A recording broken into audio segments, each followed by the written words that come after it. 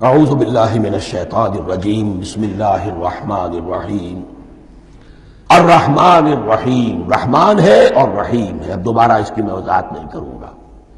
مالک یوم الدین، یوم دین کا مختار مطلق ہے۔ دین عربی زبان میں کہتے ہیں بدلے کو، دناہم کما دانو، کما تدینو تو دانو، یہ کہاوت ہے۔ جیسے اردو میں ہم کہتے ہیں جیسا کرو گے ویسا بھرو گے، کما تدینو تو دانو، تو یہ ہے بدلہ۔ اس کا بنیادی مفہوم جو ہے وہ بدلہ ہے۔ تو بدلے کا ایک دن ہے جس دن فیصلہ ہوگا کہ کون کیا کما کر لایا ہے، اسے کیا بدلہ ملنا چاہیے۔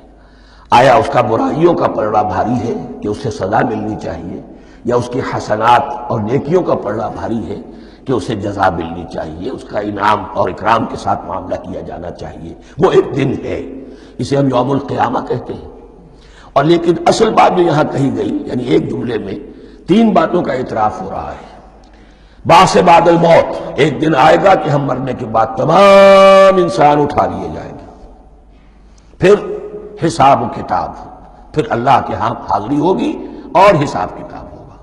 اور تیسرے یہ کہ اس حساب کتاب کے دن کا مختار مطلق اللہ ہے، یعنی کسی اور کو اپنے ذہن میں سہارا بنا کر آپ زندگی گزاریں کہ وہ مجھے چھڑا لے گا، یا وہ ہستی جو ہے اتنی زوردار ہے کہ وہ مجھے بچا لے گی، اس سے اپنے دل کو، اپنے ذہن کو بالکل پاک کر لیجئے۔ مالک یوم الدین، ایک دوسری جگہ پر قرآن میں آیا ہے، اس روز کوئی پکارنے والا پکارے گا لمن الملک اليوم للہ الواحد القہار، آج کے دن کس کا اختیار مطلق ہے؟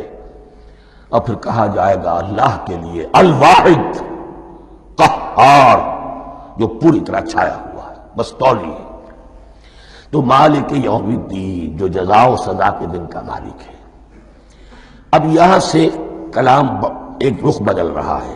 ابھی تک تو یہ غائبانہ انداز میں کلام ہو رہا ہے، اللہ سے خطاب نہیں آیا اس میں ابھی۔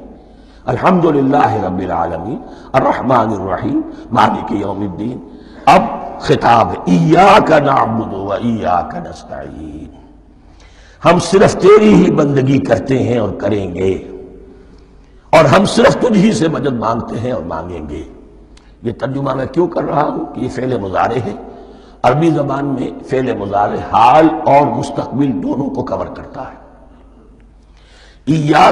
کا جو ہے مفعول فاعلی جو ہے، مفعول جو ہے اس میں ضمیر مفعولی، اسے پہلے لا کر حشر کا مضمون پیدا ہو گیا۔ ہم تیری بندگی کرتے ہیں نہیں، ہم تیری ہی بندگی کرتے ہیں اور کریں گے۔ حال میں ترجمہ کیجئے تو یہ اظہار حال ہے، اور مستقبل میں ترجمہ کیجئے تو یہ ایک عہد ہے، قول و قرار ہے، بہت بڑا معاہدہ ہے۔ وَإِيَّاكَ نَسْتَعِينُ، اور صرف تجھ ہی سے مدد مانگتے ہیں اور مانگیں گے۔ اس میں بھی حال کا ترجمہ اظہار حال، اللہ کرے کہ واقعی ہمارا حال وہی ہو، جب ہم یہ الفاظ کہتے ہیں تو واقعتاً ہم اس پر پورے اتر رہے ہوں کہ اسی کی بندگی کر رہے ہوں اور اسی سے ساری استعانت اور استمداد کر رہے ہوں۔ جہاں تک مستقبل کا تعلق ہے وہ پھر ایک عہد ہے۔ صدق اللہ العظیم۔